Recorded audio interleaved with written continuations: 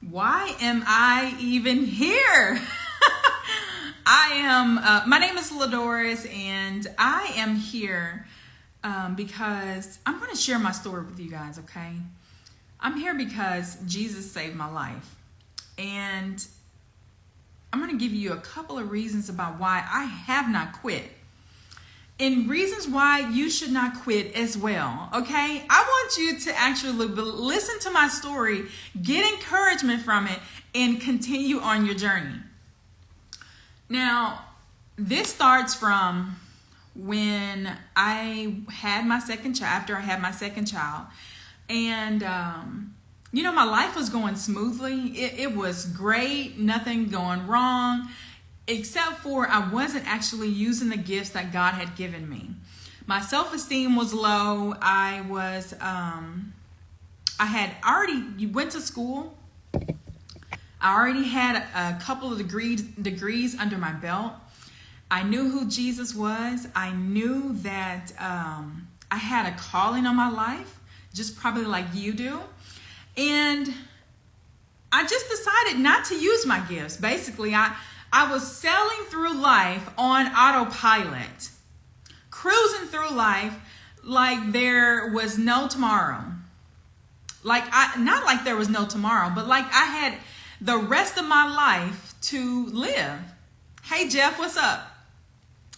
And I was allowing other people to take the front stage, whatever you want to call it. And I was saying, let them use their gifts because they're better at it. They're good. God gave them confidence. God gave them a gift. Let them use it. And I just remember watching and feeling jealous, feeling stuck, feeling like I wasn't educated. And during this time, I just noticed that my confidence dwindled down and it kept dwindling. But there was a wall that I hit when I had to make a decision on if I was going to believe what God had said about me. And that was when after I had my second daughter. And I was sitting on the couch. I remember having this blue couch that I bought from a grocery store. Didn't put much thought into it. I brought it home. And a month after I had her, I was sitting on the couch eating something that I had always eaten my entire life, peanut butter crackers. And I remember thinking, shoot, it's getting hot in here. And I started noticing other things that was happening to my body. And my feet started burning, my hands started burning. I started to lose control of my thoughts. And I was just bouncing. You know how somebody's running around, it's on fire, it's fire. That's basically how I was. And I could not control it because of all the internal pain that I was feeling. And I was rushed to the hospital, and I was in the emergency room, and I had throat swelling.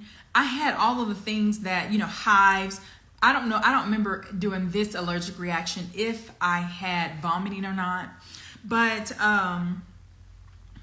I didn't even know what an allergic reaction was, okay? So I was in the emergency room laying on the bed, and at this point, my throat was so tight, I just knew I was dying. I thought I was dead. I thought I was dead. I can smile about it now, but I survived, okay? Of course, I've been here. It's been 8 years since the story happened, but I was in the bed, and I remember them giving me medicine so that my lungs, my throat, and everything the inflammation could go down. And I just remember thinking, I am done. I'm out of here. This is the end. I looked at my husband and my kids one more time, and at that time, my daughter was 4. The other one was a month old. And I just remember thinking, like, this is it. And it wasn't. But I had a series of allergic reactions over 6-year period, okay? And I still have them. So over that 6-year period, that's how my allergic reactions were. They were lethal for me. They were deadly. And I had, if you can imagine this sack right here, I was on medication. You see this bag, how big this bag is? I remember thinking 9 medications to actually keep me out of the hospital, keep me alive, and long enough for me to get to the emergency room. And all through those years, I just remember thinking, like, is this how I'm going to die? Food is going to kill me? Because not only food was bothering me, the smell of food. You know how you can get a whiff of food outside of a restaurant? That was lethal for me. Touching people, handshaking, hey, how you doing? Lethal for me. When I say lethal, I mean deadly.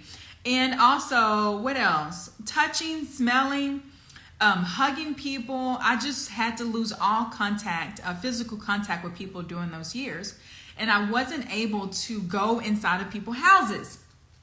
Now, this is leading me to the part of the story where my depression hit. If you've never had depression, I want you to be kind to people who you think are depressed, okay? Be honest with them, but also be kind. When I was depressed, I didn't even know I had depression. Like I didn't know what allergic reaction was. I knew that I was sad. I knew I could not smile. But if somebody would have asked me, are you depressed? I had no idea. And so those are some signs that I later on realized were a part of depression.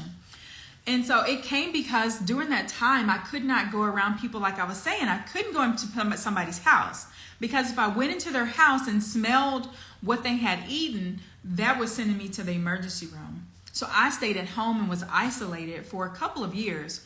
I remember even having to run outside with my face covered and running and holding my breath to run from the door to the car and slam the door so that I didn't have to breathe the outside air. And this is how serious it had gotten for me. And it lasted in this stage for like 4 years. And so I was going in and out of the emergency room, being hospitalized for eating broccoli and cauliflower for 5 days, and them just not being able to figure out what was going on with me. And during this time, you better believe I had a spiritual battle with God. I was saying, why are you letting this happen to me? Why did you heal me? Because I know you heard me. And I was just kind of acting like, not kind of, I was demanding God to heal me. I wanted him to do what he was supposed to do. He had the power, right? But during that time, I had to realize that God is not a genie that we can just rub and say, bam, do this, God. God is the king of our lives. He reigns and he holds all the power. We do not have the authority to boss God around, if you will, okay? We don't have the authority to do that. And I had to come to grips with God is God and I am not. I had to realize that I don't have the power to speak things into life, to make things appear. I don't have that power. I can pray to God and ask him if it's his will, then could you heal me? Will you heal me right now in the name of Jesus? And I had never really paid attention to sick people before. Okay? You know how when you go through a hard time, God starts to make it visible to you. It's plain as day. And so when I became sick, I realized, oh my gosh, that person is suffering from cancer. Oh my gosh, this person is suffering from whatever it is, a stomach disease or whatever it is. They can't use the bathroom, things like that. My heart became so sensitive to people who were sick that I couldn't even ignore it anymore. I wanted to be quiet. I wanted to tell people my story, but I just couldn't. And I had to make a decision. I had to decide if God is going to keep me here, then I must open my mouth. And that's why I'm here. I started off horrible, terrified. I said, God, how in the world am I going to get back what I feel like I lost during the 5 to 6 years that I was extremely sick? I lost all my social skills. I didn't know how to smile anymore because I had become so used to being depressed and sick. I lost my doggone smile. I lost the pitch in my voice. Everything was flat. And so I said, God, how am I supposed to do this? And during this time, God gave me the idea. While I was sick during those years at home, I went here and there, but it was very minimum.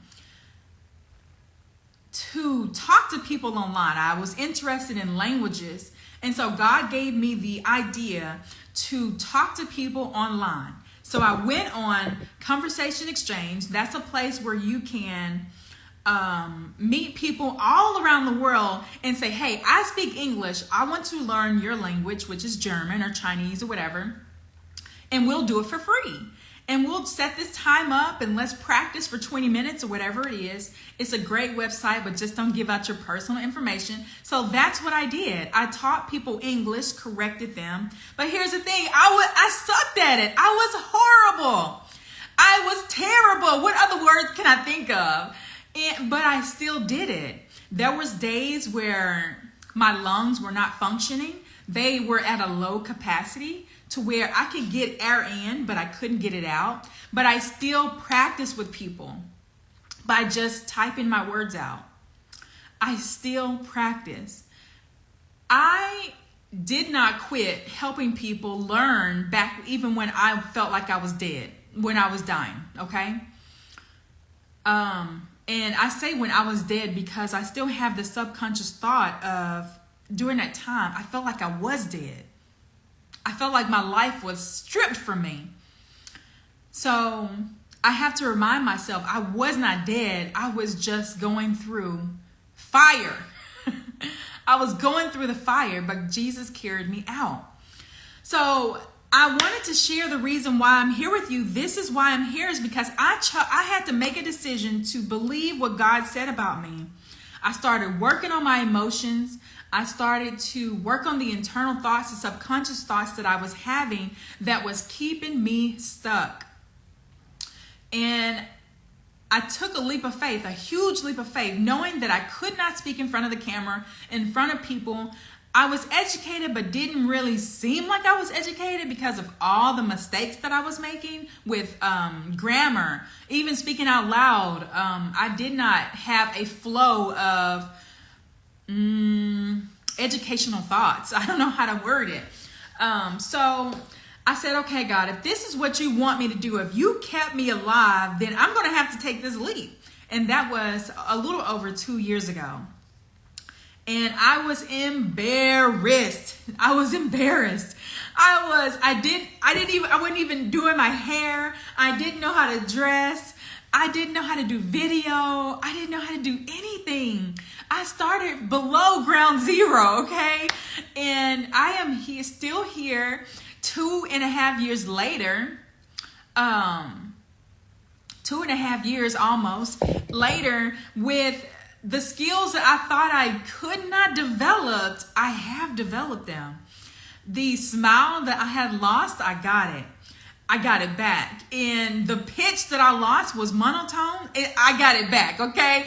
The dressing, started taking care of myself, started using my voice to actually make an impact in this world because I did not want to die with the gift God gave me.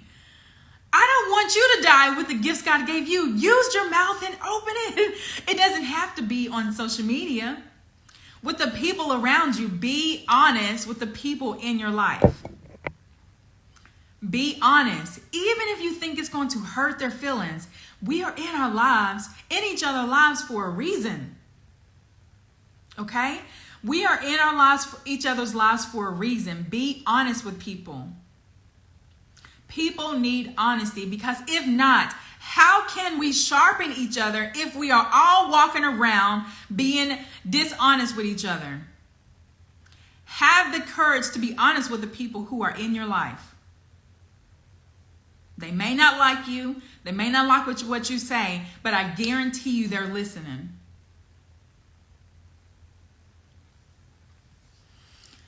So I don't see any end in sight with helping people speak clearer because I had that issue myself. I don't see any end in sight helping people improve their grammar because I had that issue myself. I used to be terrified to tell people, I have an issue. This is my problem, but I'm still posting online. I want people to follow me, but I was horrible. And that is nothing but God. because I had a deep down knowing of who God made me to be and what I'm capable of. You must learn to be honest, yes. I know who I am. I know who God made me to be. And you have to, if you are posting online and you don't have a lot of views, you don't have a lot of people following you every day, get rid of the thought of you're embarrassed about it. Get rid of the thoughts that I'm not good enough or whatever the case may be, because you're here online for a reason. So you can't let that determine about what God has put inside of you to share. Why are you here? Is it to get followers and to get people to like you? No, it's not. It's because you're supposed to make an impact in this world one way or another, either on camera or off camera. But either way, you're supposed to make an impact. And social media it doesn't have the authority to put boundaries on whether you are worthy or not. Okay? And also, I'm talking to the people now who are actually following me to learn how to speak clear, okay? You have the ability to speak clearer because you're still alive. All right? You're still alive because there is something that needs to be said that has not been said yet by you. Of course, other people have said it, but hasn't people been saying it for like the last billion years since the earth has been formed? I have the dream for you to speak clearer because I know how embarrassing it is. I know how shameful things can feel, not feeling adequate enough or whatever it is. But those are just limitations that we are putting on ourselves. Yeah, you might not be as great right now. Let's be honest. You might not be great right now, or you could be killing it. But the thing is you have to start believing that it's possible for you. Why are you willing to hold yourself back, even by an ounce? Why are you willing to hold yourself back and hide from native speakers because you make too many mistakes? I'm not asking you to do anything that I have not done. I understand the pressure that you feel. And this is why I teach my clients all the time how to manage their emotions. You have to start with the internal work before you can actually move forward. You have to start with the internal work. The internal work, what I mean by that is you have to start with the subconscious thoughts that you are having about yourself, about why you cannot move forward, why you are stuck. Okay? So, I am so glad that you have made the decision to actually move forward with speaking clearer.